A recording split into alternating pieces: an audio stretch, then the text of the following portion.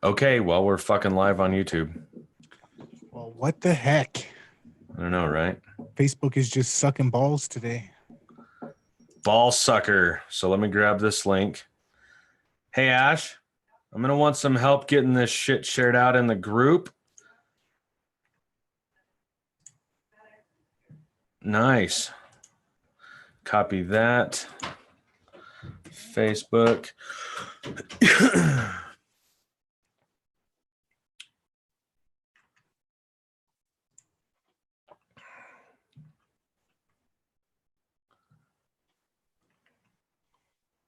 This is the worst way to start off a YouTube video. Yeah, well. Everybody's like, this is boring. I'm out of here.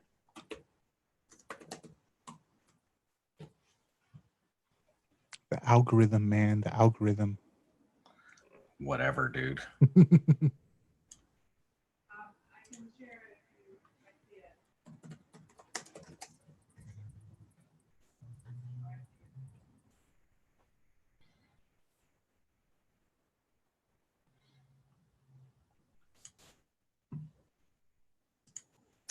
All right. Well, Nathan, 36 fucking minutes later. Sometimes shit happens. It is what it is. We got a handful of people watching us now. We got the crew sharing the shit out in Facebook. We're going to take this video down off of YouTube anyways.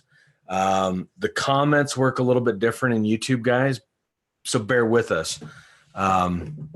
Nathan and I actually have a really fun and cool show planned for you guys. So with that said, Nathan, would you like to do the honors? Yeah, let's start this Sales Gorilla podcast in 3, 2. All right, welcome back to another exciting episode of the Sales Gorilla Friday Night Live with your host, the Sales Gorilla himself, Landon Porter. Landon, how you doing, man? I am fantastic, other than Facebook's tech nonsense. How are you, Nathan? I'm doing fantastic. And man, Facebook and Zoom are just not working tonight together at all. Yeah, they're headed for a divorce. We'll blame it on the kids. It was all their fault. Faux show. Real quick, guys, as you're watching this, comment below. Do it on YouTube, okay? We're gonna have our conversation here. We're not gonna do it in the Facebook group tonight. So comment, put your gorilla hashtag in the comments. We're gonna carry on a conversation with you down there. There you go, Nathan. All right, let's do it. So we're going to be doing something that's a little bit outside of the guerrilla marketing boot camp stuff. This is going to be, and I appreciate you actually, Landon, for letting me come on and do this. This is going to be this is kind of a way that I've learned to prospect customers or clients myself that I wasn't really trained on how to do, but it's something that I found out worked very well. So I've stuck with it. Before we get into it, though, I'm going to clarify something. First of all, the method that we're going to be going over, I call this Trojan horse prospecting, Trojan horse marketing. And I've used this personally myself for picking up marketing clients, for picking up copywriting clients, and for picking up podcasting clients. And for people that are struggling to get clients, I want to let you know, I just want to kind of clarify two things. First of all, this is going to be based around content, but it's not content marketing. It's not what you know of as content marketing. So everything that you know about content marketing, put it to the side. I'm not saying throw it out the window, but put it to the side because I don't want that interfering with what we're going to be talking about.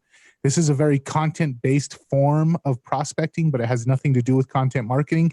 Second, I've used this to land multiple $1,000 clients. I've used this method to get people to hand me $2, $5, $10, $20,000 at a time to work for them.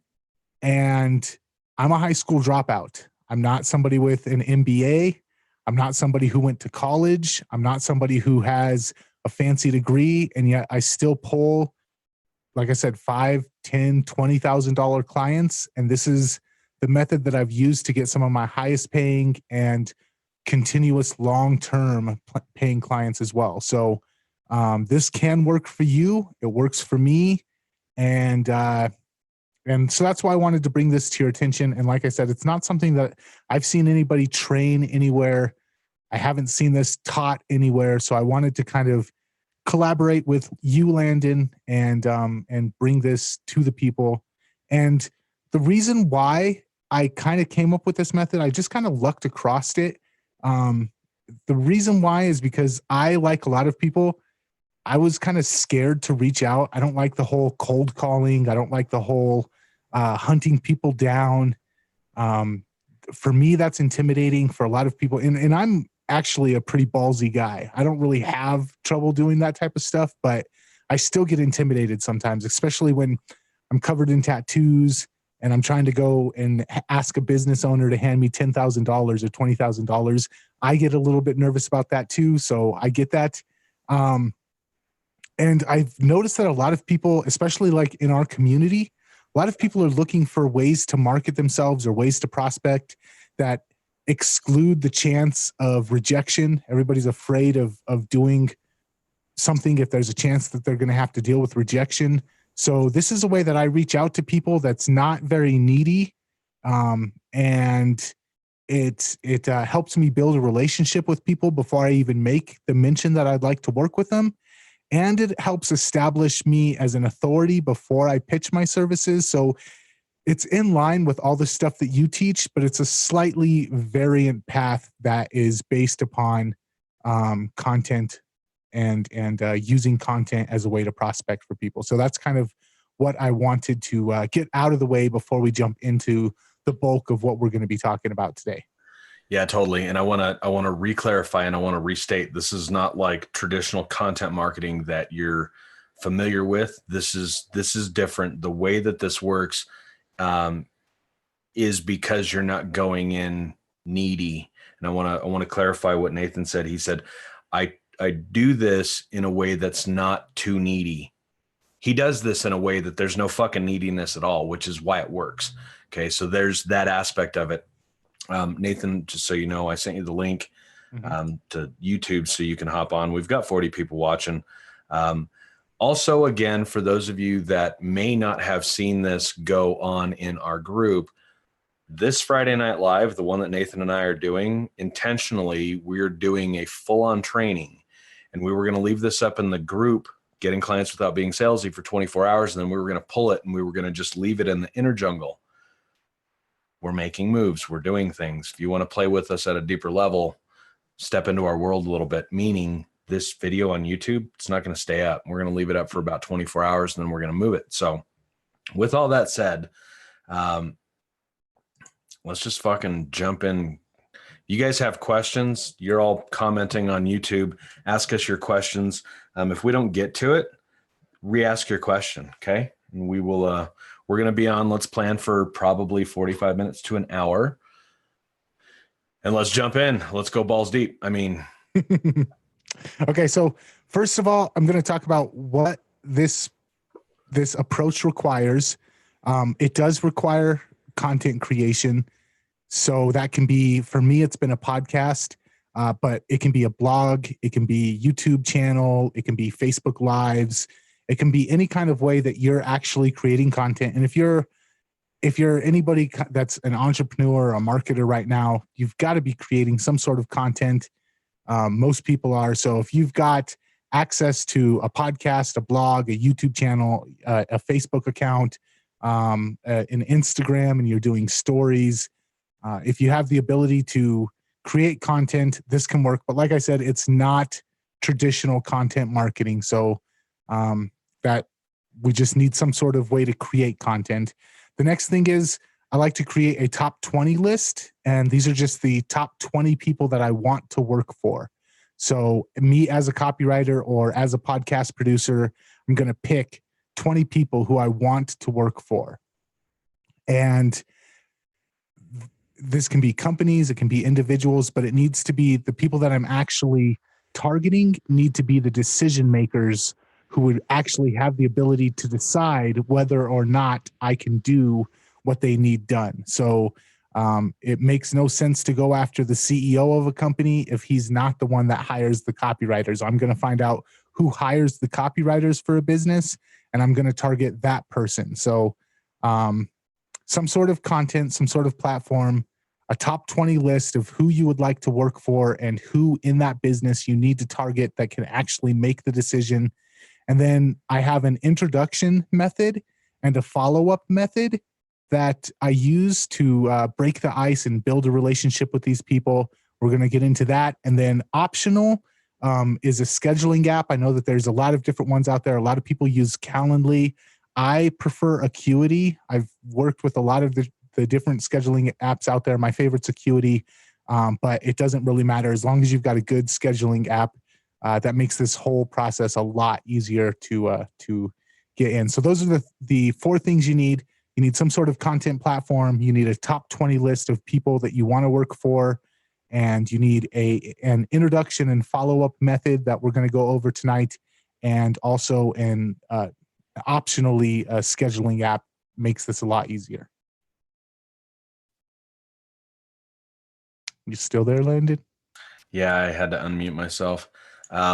Yep. So that's the few things that you need to have in place to make the rest of this work. Nathan does these trainings, and here's the overview. This is what you're going to need. Cool. Let's jump in, and then we'll recap it at the end. As you've got questions, post them. If you're watching this and you haven't said hi yet, post it. Also, I am like fucking zoned because I've been in front of these lights since like 9 o'clock this morning. Yeah. Tech happens. It ain't no big deal, but let's roll. Okay. So this is going to be like a quick overview of the process. It's basically, I compile my list of my top 20, and you can go overboard. You can do top 50, top 100. I like to keep it within reasonable, manageable list. So I don't like going over 20, but that's just my preferred number. I compile a list of 20 people. I reach out to every single person on that list. I offer to interview them for whatever content. It can be a blog, it can be Facebook Live videos, it can be a podcast episode, it can be YouTube videos, whatever it is. What I'm going to do is I'm going to try and get an interview with them. After the interview, I'm going to thank them for taking the time and providing my audience with their content. I'm going to suggest an improvement that is basically a soft offer. In that, when I thank them, I'm going to promote their interview, and then I'm going to follow up with a hard offer. And then that hard offer we'll actually get a little bit into more of how the hard offer can be approached. But basically, that's the whole thing. And we're just going to kind of go through point by point everything that I do from compiling the list to reaching out to people, to interviewing people, to following up and everything like that. So, Landon, before we jump into it, did you have any questions or anything that you wanted to add to this? Yeah, I'm trying not to blow your ears out with my typing while I'm communicating in the chat. I want you to notice that because Nathan is a podcaster and he's an interviewer, his process to do this can be specific to any of those. But to clarify, you can reach out like this to interview these people. And that's what we're doing. We're reaching out to them to get them to agree to do an interview. That can be for your blog. That can be for your YouTube group, or your YouTube channel, or your Facebook group, or your Facebook business page, or hell, you can do an interview and then transcribe that and post that shit on LinkedIn, your website, whatever. The point is, we're going to get these people to agree to an interview. Mm-hmm. And then we're going to use the Trojan horse. Yeah. So the interview is the Trojan horse. It's the foot or the toe in the door. And basically it's a way to start a relationship with somebody without them knowing that you're trying to start a business relationship with them. It's if people don't know what the Trojan horse is, It was back in the day. I want to say it was Rome. Might have been something other than Rome. I can't remember, but there was two warring civilizations, and the one civilization said, "Hey, we're not going to fight you. We're going to actually give you a gift." They built this giant Trojan horse as a gift, and they left it outside of I want to say maybe it was outside of Troy. They left it outside, and they said, "Hey, happy birthday. We gave you this big giant wooden horse." And the people were like, "What? A gift? Heck yeah." They wheeled it in. Inside of the giant Trojan horse, though, was a bunch of soldiers inside of the belly of the horse, and they waited until nighttime. They snuck out of the Trojan horse, and they were able to create a sneak attack. So basically what this is it's a sneak attack way to, and I know that has like a negative connotation, but that's what it is. People don't realize that you're actually about to pitch to them. They see this as a gift. They see this as a way of you going out of your way to do something for them. And then you hit them with the surprise, I'm actually here to get money from you. So, but it works well. So that's kind of what I wanted to get into today. And we're just going to start off. The first thing, like I said, the top 20 list that I compile, it's going to be people that I want to work for. But again, it's going to be the decision makers. It's not going to be just random people in the business. It's not going to be the CEO unless the CEO is the person that makes the decisions. If it's a local entrepreneur, then it's going to be them. If it's the head of marketing or whoever the case may be, whatever your niche is, if there's someone that you want to work with, if there's a business that you want to work with, you want to find the people that make the hiring and firing decisions for that department, and you need to reach out to them and just let them know that you'd like to interview them. So the way that I do this, typically, there's tons of different ways. You can email people. You can find them on Twitter and hit them up on Twitter. You can find them on Facebook, hit them up on Facebook. But whatever way it is, wherever they're at, whatever platform that they're using, whatever is the easiest way to communicate with them, find that and invite them on to do a show, to do a blog, to do a podcast episode, to do a Facebook Live for your Facebook group, whatever the case may be. And then whenever I invite, there's a couple of things to keep in mind. I always hit 3 points in my invite email. I want to make it quick and to the point. Because people are busy and I don't want to take up all their time.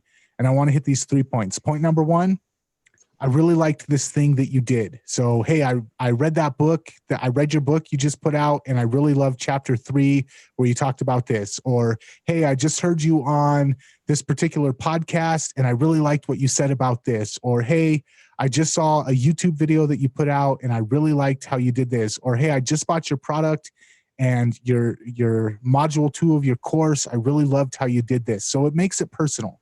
They know that this isn't a copy and paste invite that you send to everybody. You're appealing to their ego. They're saying, oh, this is about me.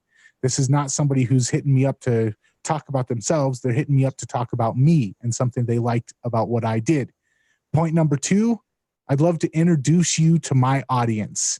So I'm not trying to get something from you. I'm trying to build your audience by letting you get in front of my audience. So point number 1, I liked this thing you did. Point number 2, I'd love to introduce you to my audience. And then point number 3, make it an easy yes. And that's why I say if you have a scheduling app like Acuity, that works really well. Instead of having to go back and forth and say, well, are you free on Friday? Well, no, I'm not free on Friday. How about Saturday? Well, I got something for the kids have a birthday party on Saturday. How about Monday? That sucks. If you can just say, hey, if you're down, here's my Acuity link or here's my Calendly link. Go ahead and head over there and just be clear in the invite. Be clear, be to the point, be concise, and explain. It'll only be a small time investment. The interview would usually last half an hour, or I'll send you 15 questions or I'll send you 5 questions and you can just type back your responses to them. Whatever the case may be, however you decide to conduct the interview, let them know exactly what it's going to consist of, what it's going to require from them, and make it easy with a link to your scheduling app or an easy way for them to say yes. The easier you make it for them to say yes, the more likely they are going to say yes. And so that's what I try to do in my initial invite email is point number 1, I liked this thing you did, make it personal. Point number 2, I'd love to introduce you to my audience. So I'm trying to promote you. I'm trying to build your audience by introducing you to mine. And point number 3, make it easy for them to say yes. Also, I want to add, if you're using social acuity and positive indifference and you're listening to understand, your whole interviewing process with them and how they respond to you reaching out to them and the way they act, you get all of the opportunities you need to qualify them to see if you actually want to fucking work with them, right? A couple other points I want to connect on.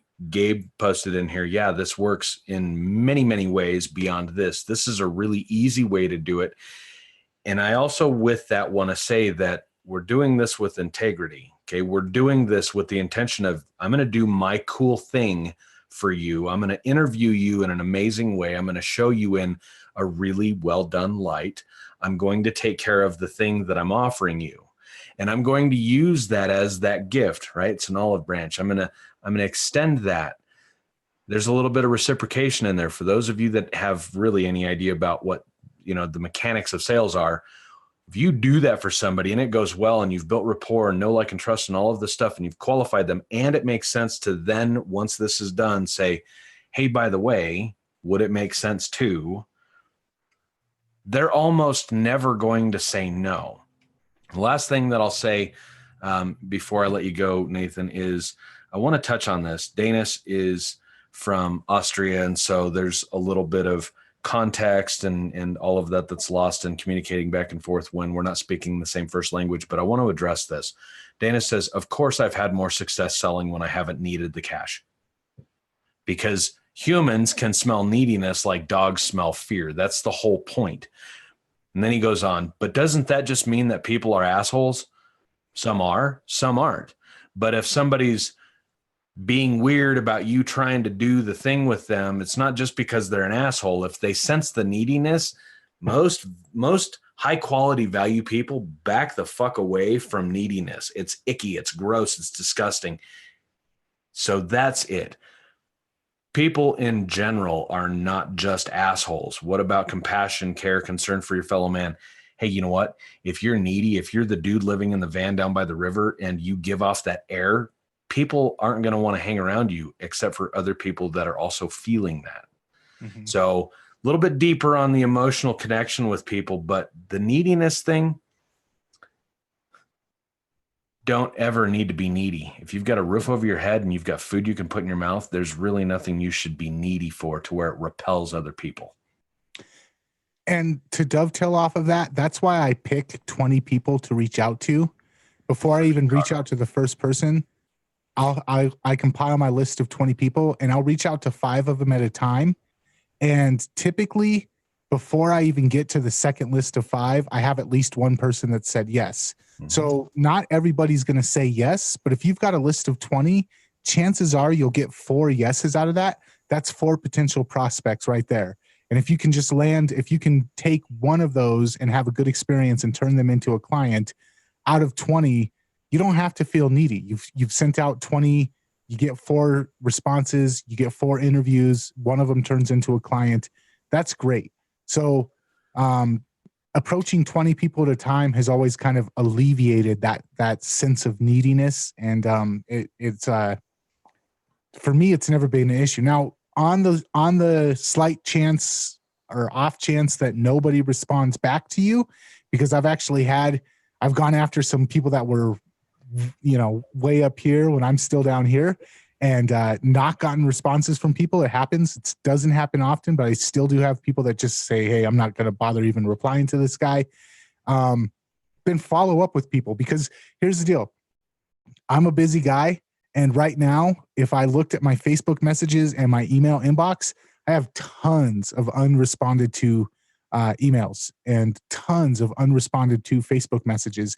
And I know that that's money on the table, but I'm not really hurting for money right now. So I don't immediately run back and check those people's emails, or I don't immediately run back and check but if they hit me up with a follow-up and they're like, hey man, I hit you up a couple days ago and I haven't heard back from you. I just wanted to double check and see if we could go forward with this. I'm gonna, if they show me that they want to work with me enough to hit me up twice, that filters out, that says, okay, this guy hit me up twice. Everybody else has hit me up once.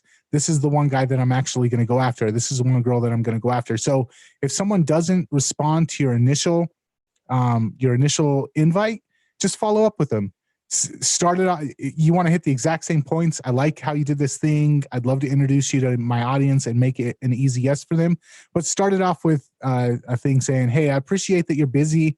I get it. And I don't want to waste your time, but I don't know if you saw this or not. I just wanted to follow up real quick and let you know I really liked your podcast interview. I really liked your course. I really liked your book. And I wanted to introduce you to my audience. And it's simple as the exact same message that you sent them before, but starting it off with, hey, I appreciate that you're busy. And I wanted to ask again, just in case, because the fortune is in the follow-up, especially when you're dealing with busy people. Yep. And I guess Danis is from Chicago. It shows that I think he said earlier, he's in Austria right now. I totally get that. Totally understand. I don't think that all people are assholes. I think a lot of people are assholes. And I intentionally do what I do, being me, to repel the people that I don't want to work with. If you're experiencing this when you're trying to work with people, it's either the people that you're going after or the messaging that they're sensing, right? That's really the only two pieces to it. So with that said. And if you live in a big city like Chicago, I grew up in LA. I know people from New York. Yeah, you might have a little bit more asshole to normal person ratio, but that's what it is. So when people say yes, because inevitably if you do this, some of the people that you reach out to are going to say yes. Just hit them back with a thank you. And I have inside of Acuity, I actually have my entire autoresponder set up. Once they pick a date, I set it up to after they pick a date, it sends them a thank you. It tells them exactly what to expect. You'll need to have this type of headphones. You'll need to have a microphone. We go live. It's going to be 45 minutes. We'll talk for 5 minutes before just to kind of warm up. I'll also send you a reminder the day of. You'll come up with a process, your own process for your own way of doing things.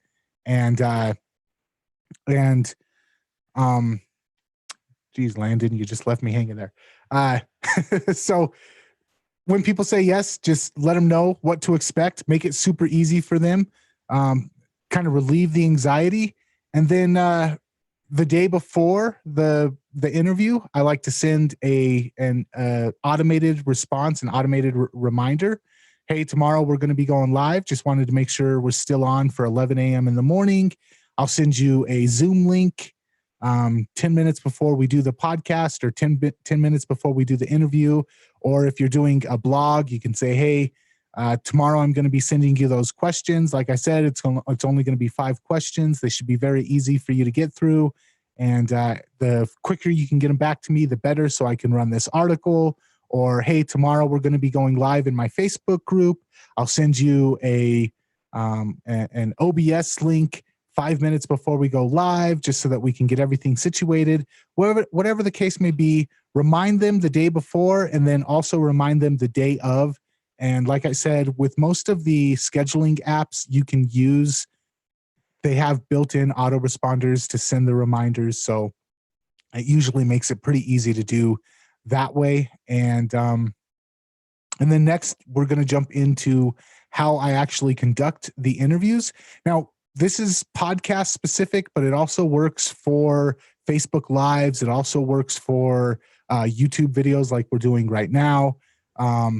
It also should apply to if you're doing like a blog where you're asking them questions and getting their responses. But these are the things to keep in mind. And this is from, I've conducted, close to 1,000 interviews now with different people. So these are kind of things that you have to pick up along the way, but I'm gonna kind of give you a crash course. Number one, when you're interviewing people, make the interview about them, not about you. The biggest thing that people screw up when they're interviewing people is they try to talk, they try to show the guest how smart they are. They try to show the audience how smart they are. They want to jump in and add their own 2 cents. And that really leaves a bad taste in people's mouths when they interview you. or when you interview them, if you're talking over them, if you're interrupting them, if you're hitting their points before they have the chance to hit the points, it's a blow to their ego, and it's not good for the listeners. Listeners don't enjoy that, or YouTube viewers don't enjoy that. They tune in to see that celebrity. They tune in to hear that expert. And when you're talking over them, when you're trying to beat them to the punch, it's frustrating. So when you're doing interviews, make sure that you're making the interview all about showcasing the expertise of the person that you're interviewing. That'll flatter them. That'll, what was it? How to Make Friends and Influence People. One of the key rules of that is make sure you listen to people when you're having a conversation with them. The more you listen, the more they are impressed by your conversation, because people love talking about themselves. So when you're interviewing people, you should be, I try to do the 80-20 rule when I'm going back and mixing down my interviews. I try to make sure that at least 80% of the time the guest is talking, and I'm only talking just to kind of prod the interview along. I don't want to impress my audience with how smart I am. I don't want to impress my guests with how smart I am. I want to impress my audience with how smart my guest is. And so that should be the number one thing to keep in mind. Fight the urge to impress people with your own knowledge, and make the interview all about impressing your audience with your guest's knowledge. I got to throw a little something in here, almost like an interject. I want to point out really what is occurring here. Sales requires two things: leads and a sales conversation. Okay. Well, this way is one of the ways to go out and get excellent leads. But what do we need to do with a lead? We need to invite them to a conversation. And by offering them this amazing, awesome thing, we're giving them this big gift, right? And if we do that part well, all of the shit that we're trying to do in doing sales naturally happens. Rapport, know, like, and trust. We've built some relation, right? We've identified if, I like this guy, or cool, I'll do this interview, but I don't like this guy, right? All of that shit's happening naturally. But the most important piece of this is you're inviting somebody to a conversation by giving them this awesome thing. And then that thing needs to be awesome. Does that make sense? Everybody got that? Okay. Mm-hmm. Yeah. If you give them this awesome thing and then you talk all over them for 30 minutes, it's not an awesome thing. You might think it was an awesome thing, but they probably walked away from it being like, man, fuck that guy. So the day after the interview, and again, I set this all up on autoresponder through Acuity. You can actually go through and do this yourself, but it's very important. The day after the interview, I'm going to send them another email or another Twitter message or Facebook message, whatever the case may be, and thank them for coming on and let them know how good of a time I had talking to them. If I had a good time talking to them, which most of the time I do.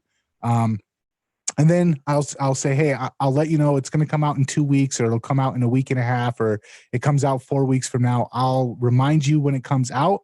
And then I do a soft offer at the end of that at the end of that connection, at the end of that message.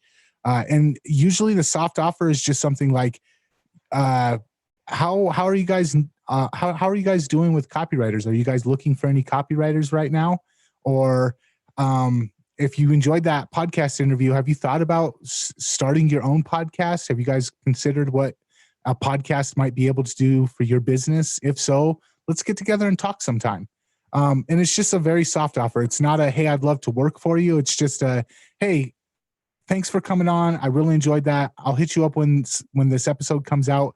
By the way, are you guys looking for anything like this? I might be able to, increase the value that I've brought to you. I might be able to take this relationship to the next level. I'm just seeing if that's something that you're open to. Are you open to having a conversation about that? And then if they are, then great. Schedule a time to get together with them. Schedule a time to talk with them. Landon, you have a brilliant process for walking through that follow-up call, which I'm going to say this.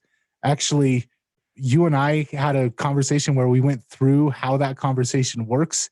And like 2 days later, I used it to land a $2,000 sales letter that I didn't think I was going to land. And I used your process. So immediately afterwards, I was like, wow. So it was easy to implement. I don't know how. I know I've got that conversation available on my back end of Free Market Squad. I'm pretty sure you probably have that available for people of the inner jungle or somewhere where people can get that. Mm-hmm. Yep, totally. I will say this, since like that was the perfect opener for this. There's like 6 or 7 big different strategies that are super simple and super easy to do that I can help you get clients with, right? And then all the other stuff's the nuanced stuff. It comes down to these 2 things, leads and a sales conversation. If you get the right leads and you invite them to a conversation and that conversation goes the right way and you're good at the thing that you do and it's something that they need and you're a fit, there's no fucking reason they shouldn't become your client. Period. Absolutely. I'm kind of on one tonight, but that's okay. That's okay. So after the follow-up email and the soft offer, then I'm going to, once the interview actually comes out, so once the blog post comes out or once the Facebook Live hits the or actually hits the archive or once the YouTube video, if it's pre-recorded, actually goes live, or once the podcast episode goes live, I'm going to let them know. I'm going to say, hey, by the way, your episode's live. No obligation to spread it to your audience. I just wanted to let you know if you wanted to show the interview came out awesome. I figured you might want to show it to your audience. So here's where you can check it out. Or if you're just an egomaniac like me and you love the sound of your own voice, here's where you can go back and listen to it. Or if you want to check out how the interview went, here's the blog post with your responses to the questions. I hope you like it. And then share it to your social media. Tag them. If they're on Twitter, be like, hey, I just did this awesome interview with @Landon_Porter. Or if it's on Facebook, hey, I just did this interview with @Landon_Porter. Email it to your list. Let them know that you're emailing it to your list. If you've got money, if you're somebody who uses Facebook to push content to people and then retarget them, let them know, hey, I'm putting $1,000 behind this interview to push it out to as many people as possible. Or even if it's just $10, I'm putting it out. I'm making sure that my audience knows about this. Let them know that you're promoting it. And then the next day or maybe even later that day, then I'm going to hit them back up with a hard offer. And basically it's the same thing. It's hey man, I really enjoyed talking with you. You said that you might be interested in getting some copy. Is there a way that we could actually sit down and have that conversation? Or you said that you might be interested in starting a podcast. Is there a way that we could sit down and have that conversation? And it doesn't have to be pushy. And the thing about this is by that time, you've had like 4 or 5 email or Twitter or Facebook communications. These people know you. Plus you've had an interview. Plus you've promoted them to your audience. Plus you've gone out of your way to promote that to your email list, to everybody who follows you on social media. They've seen that you're all about promoting them. They've seen, if you conducted the interview well, they've seen that what you're all about is helping get them out there. If you've gone out of your way on 5 or 6 different areas to promote their business, to promote what they're doing to as many people as you possibly can, and you've had a good rapport with them all along the way, and you've hit them up 4 or 5 times, and you've had email correspondences or Facebook correspondences, and every time that you've talked to them, it's been a good conversation, and you're getting a really good feeling from them. By the 5th time that you hit them up, if they need what you have to offer, you're the most logical choice. So when you say, hey, is there a way that we can talk about getting together and working on your sales copy? Or is there a way that we can get together and talk about rebranding your business? Or is there a way that we can get together and talk about redesigning your logo or redesigning your website or whatever it is that you help people with? If they're looking for that, you're the most logical choice for them to say yes to. And you've set yourself up for, even if they're still on the fence about whether they need it or not, they're more than likely, you've built up that reciprocity with them. You've built up that emotional bank account with them, that just asking for a conversation is almost a no-brainer. I've never gotten a no when I've asked that question for that follow-up conversation to actually go into what you teach, Landon, which is have that sales conversation. I've never gotten a no once I've gone through this entire process with people. Without bragging on myself, like really without trying to sound like a twat waffle. Here is $100 million in sales change in the way you ask that question. And this is not just for you, Nathan, but for everybody that's watching this. Is there a way for us to is completely fucking different than does it make sense for us to? Literally $100 million worth of sales in my last 9 to 5 that I did for 10 years. That one change changes everything because you're inviting them to say, yeah, okay, fine, I'll listen to your shit. Right? So just wanted to throw that in there. Also, I don't know if this is the right time to answer these two questions. Nathan, I don't know if you saw this. Kylie asks, could this method still be applicable for someone that does mainly in-person work as contracted strategist in a management position? And I have tons of questions I could ask about my ICA's work, but don't necessarily know how to tie back into what I do or help them with what I do in a short interview. So let's say that somebody doesn't have a podcast, they don't have a blog, they don't have a website, they don't have a following, they don't have an audience, they don't do interviews naturally. I've got a couple of ideas, but how would you say to go do this? Gosh, I'm going to say for me, having some sort of platform is a vital key. It's kind of the linchpin to making all this work because it's the way that you break the ice with them without them knowing that you're about to pitch to them. It's also the way that you promote them without them knowing that you're going to try and make an offer to them. So for me, I don't know if I'm sure there's other ways, but for this particular method, for what I've used, having some sort of way to interview them and create content out of it is a very vital part of it. The fact of the matter is, though, everybody has platforms now. Everybody can start a YouTube channel. Everybody can create content. Everybody can do Facebook Live videos. Everybody can start their own Facebook group. So if you're not willing or if you're not capable or if it doesn't make sense for you to do those things like content creation, I don't know if there's a way to make it work, but I am somebody who's very heavily into content, and this is just the way that I use my content to prospect people. So, but I am interested on what your thoughts are.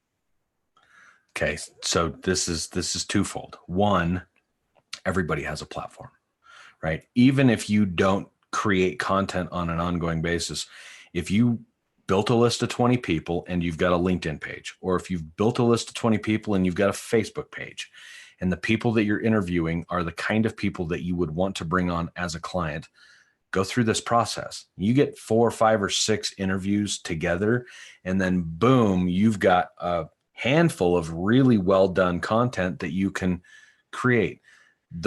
Before we did the video thing on the internet, the way these worked would be a back and forth email sequence to somebody that agreed to do an interview. And you would basically just log that whole back and forth response and post it as a blog post. Many blogs have been launched doing that with just text-based content.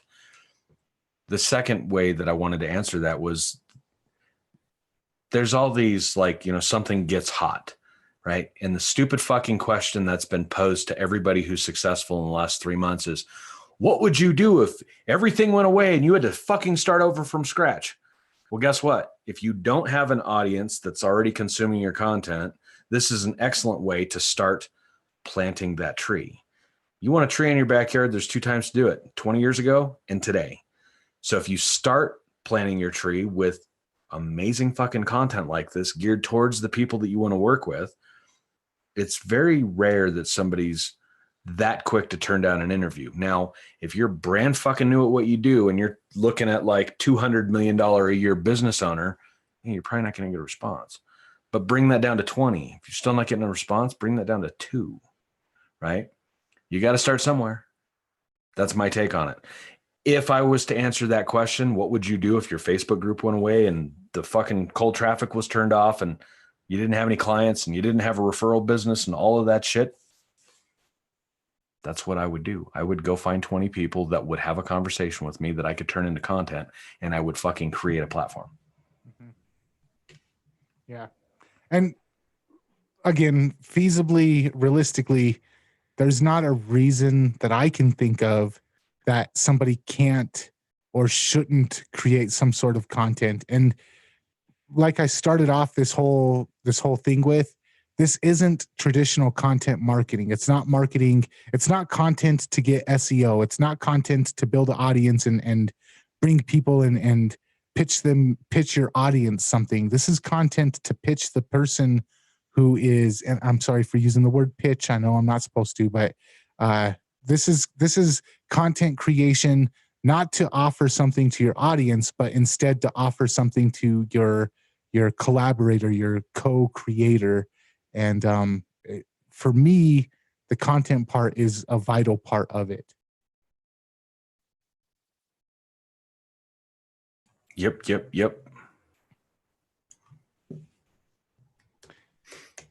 We got a lot of comments, but I'm not seeing very many questions. I'm just seeing a lot of people shaking their head yes. Mm-hmm.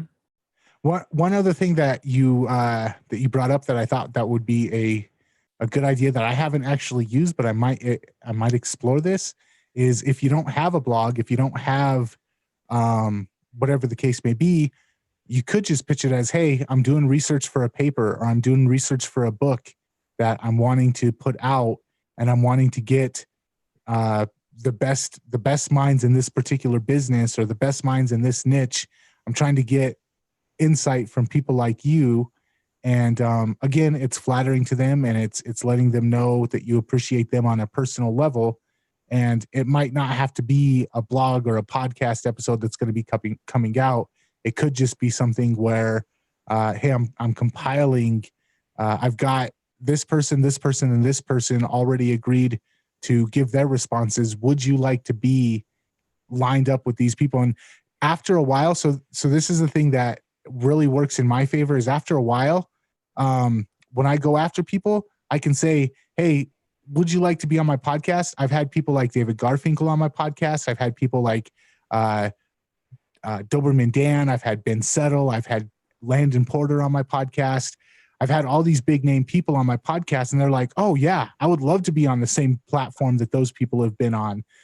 So when I go after business owners, I just say, hey, can I hit you? Can we make this work? Can we get together and interview you? You'll be heard by the same audience that is going to associate you with all these people that you look up to, or all these people that you want to be in their realm. And so after a while of doing this, after you get 2 or 3 people that are a little bit higher up there, it becomes a lot easier to reach out. I remember one of my first people that I got to interview and work with was Bob Berg, and he wrote the book The Go-Giver. And when he said yes to come on the show, I was like, holy crap. And then immediately after that, Jordan Harbinger, who's the guy that does The Art of Charm, and he does a lot of other stuff now. When I reached out to him, all I had to say was, hey, I've had this guy and this guy and this guy on. And Jordan was like, oh yeah, I'd love to be on your show if you've had these people. And then recently I just did a project with me and Joe Schriefer, who's like the head copywriter for Agora Financial, which is like a multi-billion-dollar company. Reaching out to him was so easy because all I had to say is, hey, I've worked with David Garfinkel, I've worked with Ben Settle, I've worked with all of these other guys. And he was like, oh yeah, I've heard of you. I know you. These guys have actually mentioned you to me. I'd love to come on and work with you. So as this goes, at first, you might get a lot of rejections. You might send out to your top 20 and you might get only 2 responses.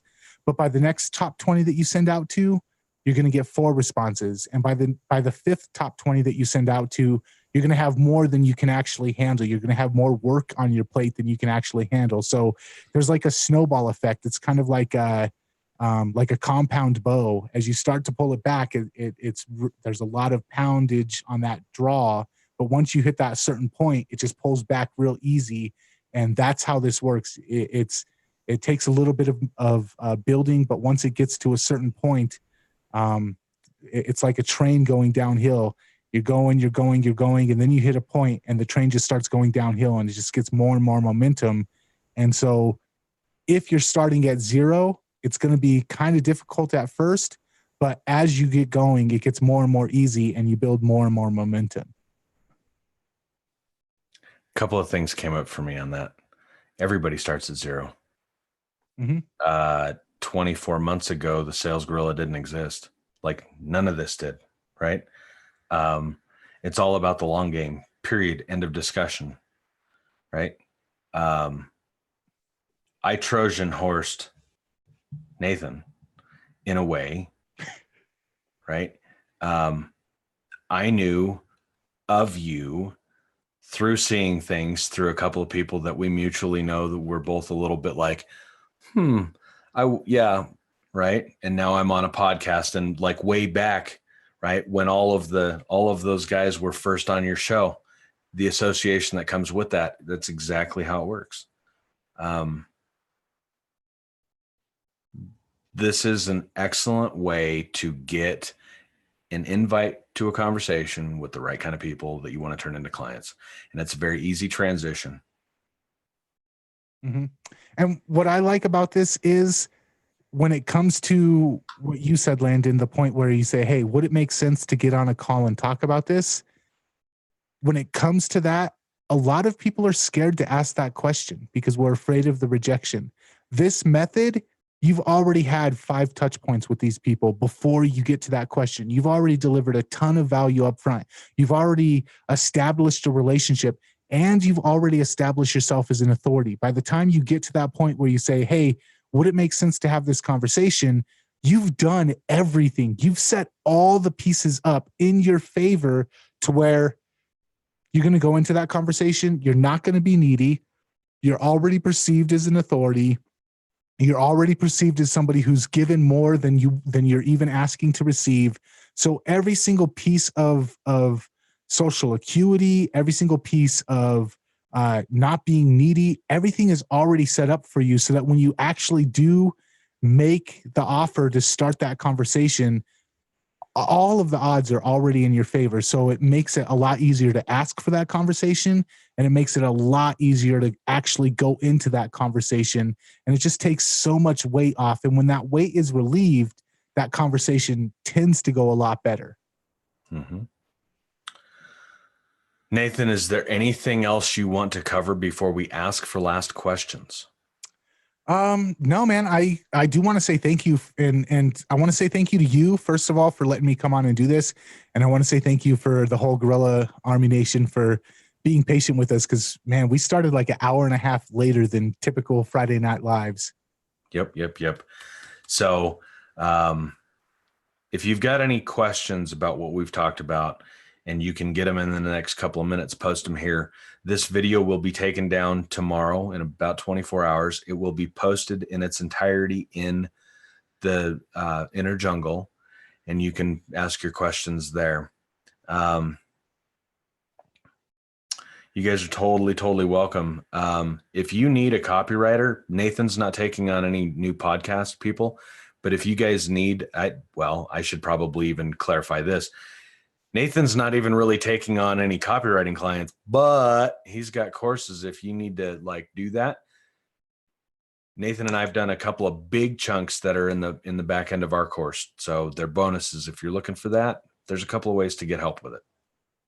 And I'll actually clarify on that. So I am definitely not looking for any podcasting clients right now. I should probably clarify this because people know me and you do a podcast together.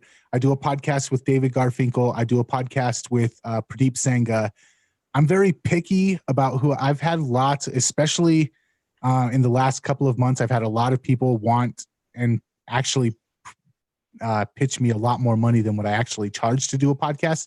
I don't do the podcasts for money. I do the podcast because it allows me to learn and network with people. So when I took you on, I took you on because I enjoy talking with you and I enjoy learning from you, and I wanted to be tied to your brand. When I took David on and when I took Pradeep on for the same reason, I don't do the podcasting for money. So it doesn't matter how much money you throw at me. That's not going to make me take on a podcast. So I'm not looking for any more podcast clients right now. I do take on people for copywriting occasionally. I charge a lot, so I only have to take on 1 or 2 clients a quarter. So I don't really have to worry about that very much. If you have something that I want to get behind and actually sell, holler at me. And if it makes sense, then we can work together. But other than that, also, I do want to, can I pitch my own private community? Do it, man. Okay. So I do have a private community, and it involves, it has a lot of trainings. It has trainings from Ben Settle on how to do market research. It has trainings from David Garfinkel on how to write, what he has used, a sales letter template that he's used to make like millions of dollars off of. Joe Schriefer did a training that also on his sales letter process, and I'm not going to get too far into this, but Joe Schriefer writes for financial advisory magazines, and he consistently writes sales letters that bring in multiple millions of dollars. So the way that he writes his sales letters is like way, way, way up here, top level stuff, probably above and beyond what most people need for their businesses. But it's good to know. I have trainings with you on there. We've got the email marketing training on there. We've got how to close high ticket sales calls training on there. A bunch of different copywriting templates. So if you're interested in improving your sales copy and improving your sales process, Free Market Squad might be something that is good for you. So if you want to check that out, head on over to freemarketsquad.com and you can see what that entails. Yeah, that's kind of what I do is I help people with their sales copy, and I help businesses get more sales through better sales copy and better marketing.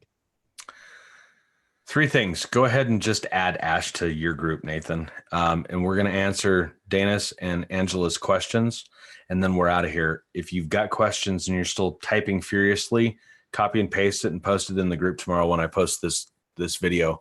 Dana says, can you talk about the connection between the content of the interview and the types of things you offer the people you've interviewed? Well, if you're a copywriter and that's the thing that you do, and you would want to be hiring, you'd want to have somebody hire you to be a copywriter, what you would probably talk about in the interview you do with them is what their business is like and how they've been able to get it to where they're at and where they're headed, right? Because you're trying to identify if it would make sense for you to say, hey, does it make sense? You've got a website and LinkedIn and Facebook and email. Does it make sense to hire me as a copywriter? Does it make sense for us to have that conversation? Does that make sense? If you're a house painter and you're interviewing CEOs of like aquarium fish stores, there's got to be a connect there, right? It's got to make sense. I'm not going to go out and intentionally look for people who have no interest in client acquisition. It would make no sense for me to go talk to somebody that has no interest in client acquisition, because it's what I do, right? Does that make sense, Danis? I'm going to add to that because I've done this a lot. So typically my audience, you have to find the overlap. You have to know what your audience wants to hear about, and you have to know who it is that you want to talk to about that. And then just find a tiny bit of wedge to put in that whatever it is that you actually want to talk with them about. So you bring them on to talk about what your audience wants to hear about and what they're an expert in. And then you subtly, very, very subtly drop in a little bit into the conversation about what you can help them with. So when I interview people, my audience is very rebellious, entrepreneurial type people who don't do very well in the corporate world, people who don't like authority figures telling them what to do. And so I go out and find, and that obviously is a lot of business owners. And so I go out and I find more successful business owners who would have an interesting conversation for that audience. Inside of that conversation, I'm going to talk to them about their business. I'm going to talk to them about their rebellious nature. I'm going to talk to them about certain things that maybe other people wouldn't dare ask them on a podcast interview because I think that those bring out the best interviews in people. But I'm also going to talk to them about copywriting. I'm also going to talk to them if I want to work with them on podcasting. I might also drop a question about podcasting or what are your favorite podcasts to listen to? Or do you subscribe to any podcasts? Or I might ask them a question about, so how did you guys come up with this idea for your sales page or something like that? Just one question out of 5 questions. I'm going to have maybe 5 questions that I want to hit, and only one of them is going to actually involve what I want to have that further conversation about. So again, it's the 80-20 rule, 80% what they want, 80% what my audience wants, and then 20% of what I want so that I can just get my foot in the door to expand the conversation later.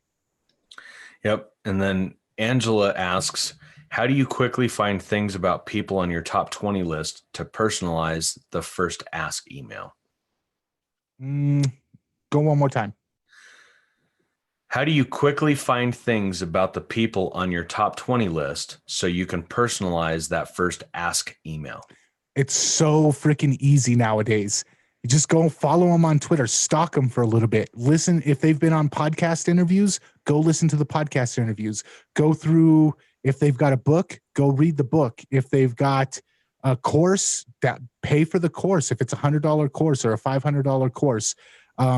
Again, some of that might be outside of your range, but a lot of people, especially the people that are willing to do interviews, they've already done interviews before. They've done somebody's YouTube channel, or they've done a Facebook Live interview. So typically you can just find these people, and if they haven't created any content, you just dig through their Twitter posts or you dig through their LinkedIn profile and you find some cool stuff on their LinkedIn profile. It takes a little bit of time to do the research, but it pays off in dividends, because the more personal you can make the approach, the more personal you can make the invitation, the more personal that you can make the interview itself, the better of an impression that you're going to make, the more of they're going to get the feeling that you really understand them, that you really connected with them. And the more likely they are to actually have that final conversation when you make your final offer to them. But it's so easy now because everybody's got a link. If they work for a business and they're spending money, they've got a LinkedIn profile. You can connect with them on LinkedIn. Most people have a Twitter profile. Most people have a Facebook profile. Find out wherever they're active and stalk them for a little bit. And that probably came out wrong, or find any content that they've created. If they've created a book, if they've created a course, if they've done podcast interviews, if they've done guest interviews on blogs before, just go out there and find it. Search their name in Google, search their name in LinkedIn, search their name in Facebook, find the stuff that they're putting out there and connect with them on the stuff that they're already putting out there. Yep, totally. If somebody, and you're going to hear me really start banging on this, right? If somebody is worth having as a client, there's info out there about them. They've got a LinkedIn profile. They've got a Facebook profile. They've got a Facebook business page. They're on Twitter. They're on YouTube. Somebody's done podcasts. They've got a website, right? You can find information about them. All you got to do is go creep a little bit. That's kind of like, that's actually how I started. If you know my story about how I had to go from 300 cold calls a day to 10 cold calls a month, and those 10 cold calls weren't even really cold calls, the way I did that was I spent most of my time in prospecting mode, researching the people that I wanted to go connect with. It's just, this is how it's done. I want to answer one question in the group asking about, can the top 20 list evolve? Absolutely.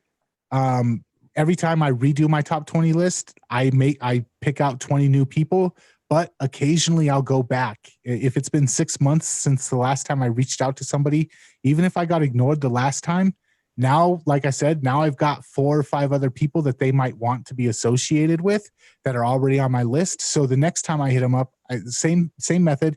Hey, I really liked this thing, and I want to introduce you to my audience. And some of the people that I've already interviewed are this person, this person, and this person.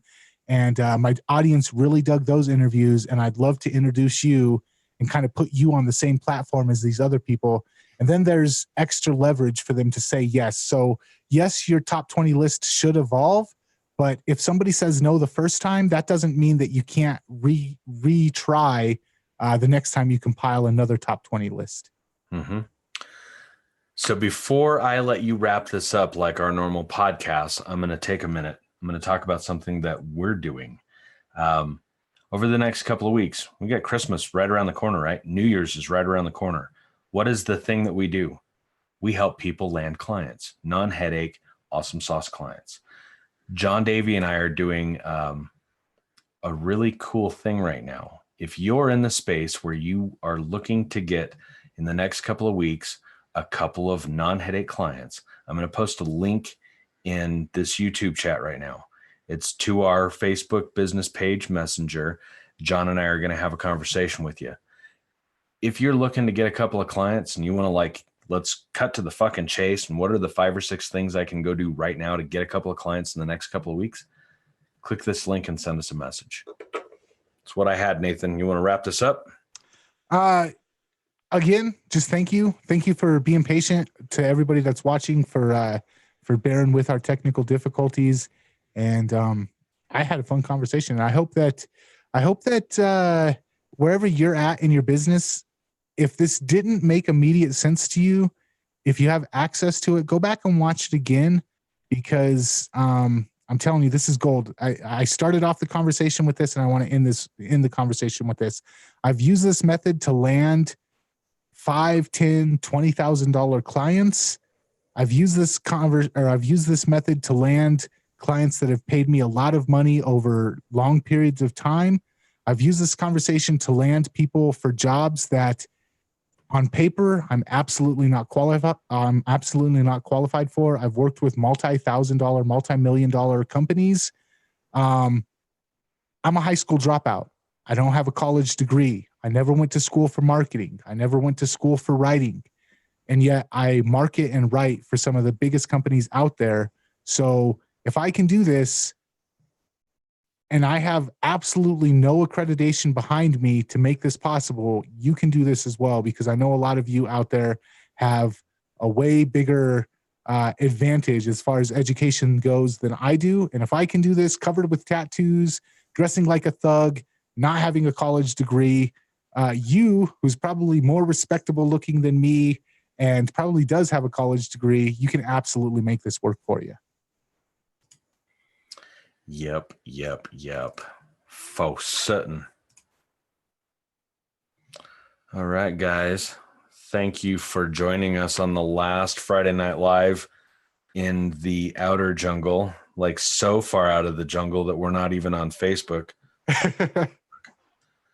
You guys are awesome sauce. This video will be posted in the inner jungle tomorrow. Take it away, Nathan. I don't even know what to say. Check out you know what? Actually, I do know what to say. Check out the Sales Gorilla podcast. Where can people go to listen to the Sales Gorilla podcast? Good man. salesgorillapodcast.com. It's fucking fire. It is fire. It is fire. Awesome sauce. I like some of you. I love some of you. I like most of you. There's a few of you that are, it's all right though. You guys have a fantastic night. Peace out, Cub Scouts. Deuces.